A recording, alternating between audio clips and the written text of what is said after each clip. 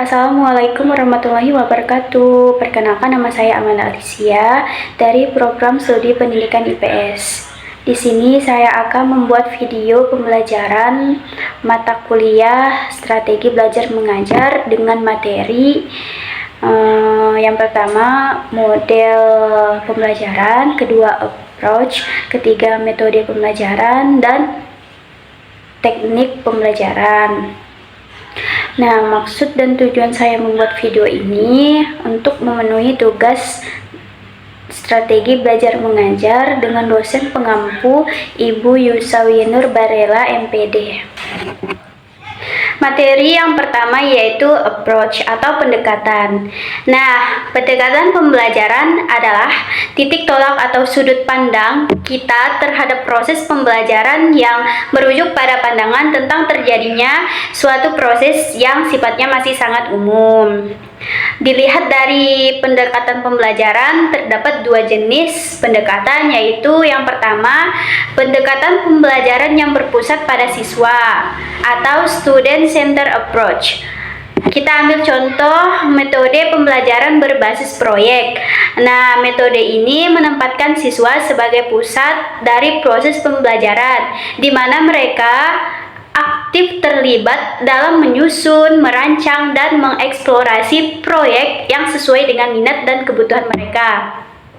Yang kedua, pendekatan pembelajaran yang berpusat pada guru atau teacher center approach. Kita ambil contoh metode pembelajaran kolaboratif.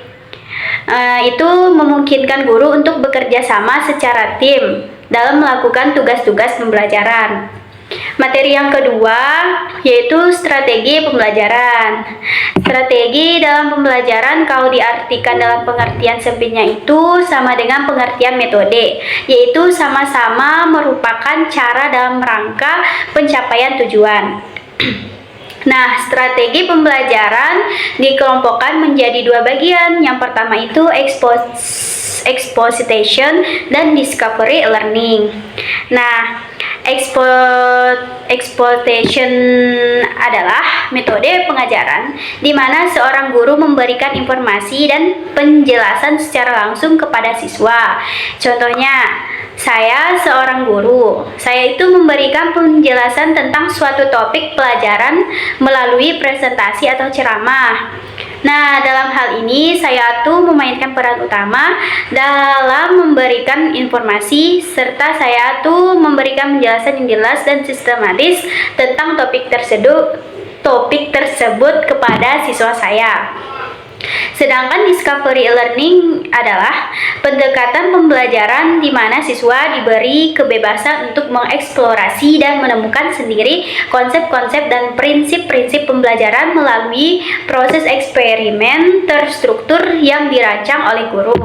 Nah, contohnya itu misalnya nih, dalam sebuah proyek, siswa itu memilih topik yang spesifik yang terkait dengan subjek atau minat mereka dan melakukan pengeksplorasian materi yang relevan melalui sebuah proyek.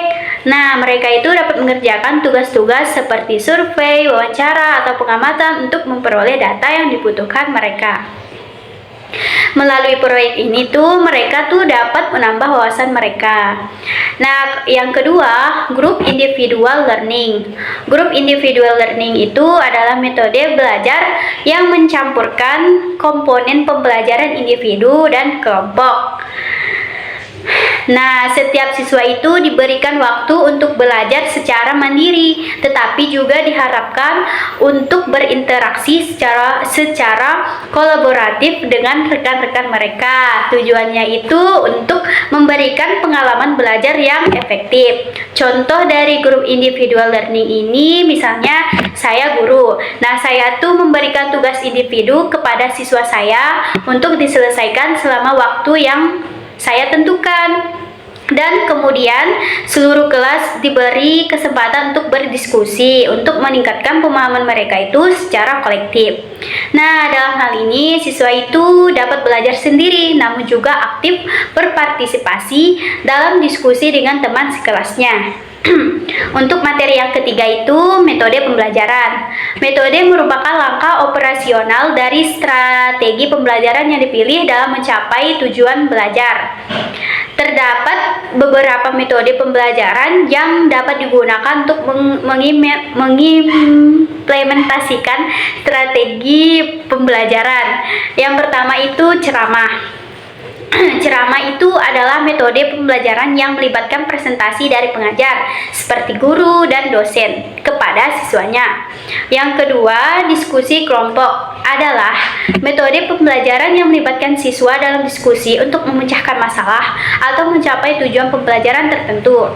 Nah, yang ketiga itu debat. Debat itu adalah metode pembelajaran yang memungkinkan siswa untuk memperdalam pengetahuan mereka tentang suatu topik melalui diskusi dan penjelasan argumen untuk mendukung atau menentang suatu pandangan atau gagasan. Nah, di dalam debat ini siswa itu biasanya dibagi menjadi dua kelompok, yaitu kelompok yang pertama itu kelompok yang mendukung suatu pandangan. Nah, yang kedua itu kelompok yang menentang pandangan.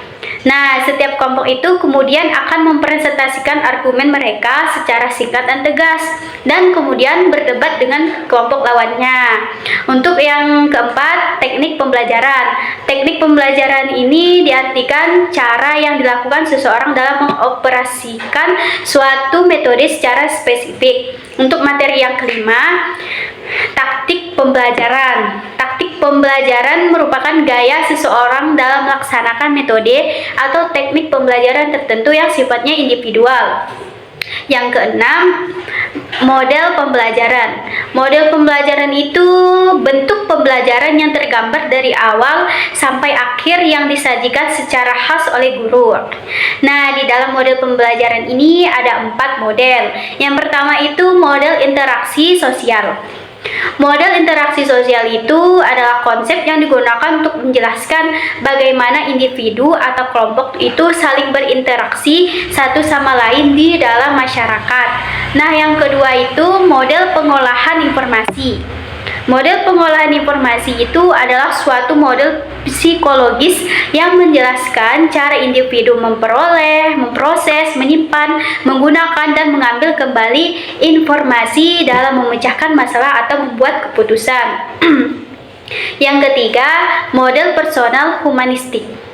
Model ini tuh adalah suatu pendekatan dalam psikoterapi yang bertujuan untuk membantu pasien memahami, menerima, dan mengembangkan diri mereka sendiri agar dapat mencapai potensi semaksimal dalam hidup.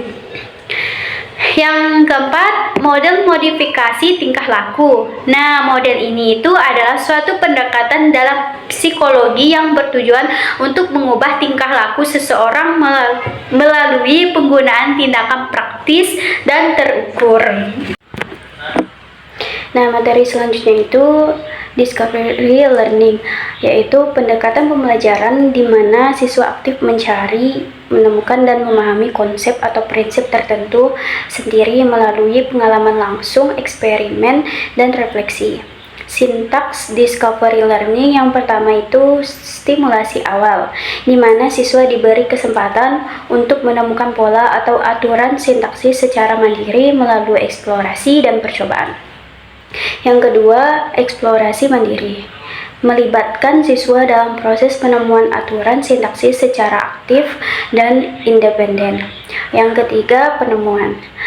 Ketika siswa secara aktif menemukan aturan-aturan sintaksis melalui eksplorasi, analisis, dan percobaan. Yang keempat, pemantapan konsep.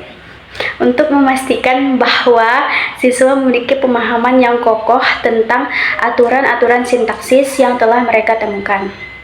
Nah, contoh discovery learning dalam pembelajaran IPS yaitu misalnya siswa diberikan sebuah studi kasus tentang suatu peristiwa sejarah atau masalah sosial. Nah, mereka itu diminta untuk menganalisis berbagai sumber informasi, termasuk dokumen sejarah, artikel, dan wawancara dengan narasumber. Untuk materi selanjutnya yaitu inquiry learning, yaitu pendekatan pembelajaran di mana siswa secara aktif terlibat dalam mengajukan pertanyaan, menyelidiki dan mencari jawaban atau solusi atas pertanyaan-pertanyaan mereka sendiri. Nah, sintaks dari inquiry learning ini yang pertama yaitu pertanyaan awal. Pertanyaan awal yaitu siswa mengajukan pertanyaan atau menerima pertanyaan dari guru. Nah, yang kedua itu penelitian. Siswa melakukan penelitian untuk menjawab pertanyaan tersebut. Ini dapat melibatkan pengumpulan data, observasi, atau studi pustaka. Untuk yang ketiga, analisis. Nah, siswa di sini tuh menganalisis informasi yang dikumpulkan untuk menarik kesimpulan atau menemukan pola. Yang keempat, penyampaian hasil. Di sini itu siswa berbagi temuan atau jawaban mereka dengan kelompok. Nah, contoh inquiry learning yaitu siswa itu diminta untuk memilih topik kontemporer dalam IPS yang menarik minat mereka seperti perubahan iklim, ketimpangan ekonomi, atau isu-isu sosial. Materi selanjutnya yaitu cooperative learning. Cooperative learning adalah suatu metode pembelajaran yang menerapkan pembagian kelompok kecil dalam melaksanakan pembelajaran. Sintaks cooperative learning yang pertama itu menyampaikan tujuan dan memotivasi siswa, yaitu langkah awal yang penting untuk menciptakan lingkungan pembelajaran yang produktif dan berfokus pada kerjasama.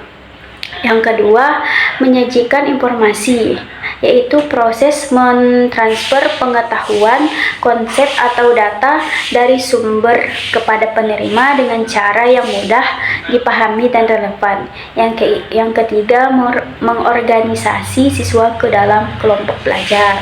Yang keempat, membimbing kelompok bekerja dan belajar. Nah, untuk yang kelima itu evaluasi, yaitu proses untuk mengevaluasi kemajuan siswa, efektivitas kelompok, dan pencapaian tujuan pembelajaran.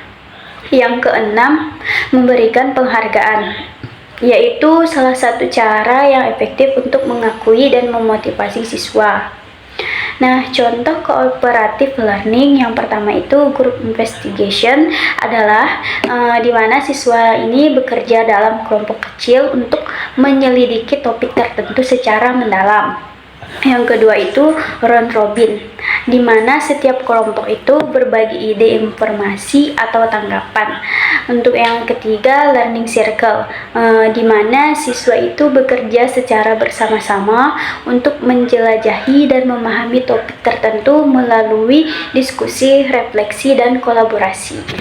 Sekian penjelasan materi dari saya, kurang lebihnya saya mohon maaf. Wassalamualaikum warahmatullahi wabarakatuh.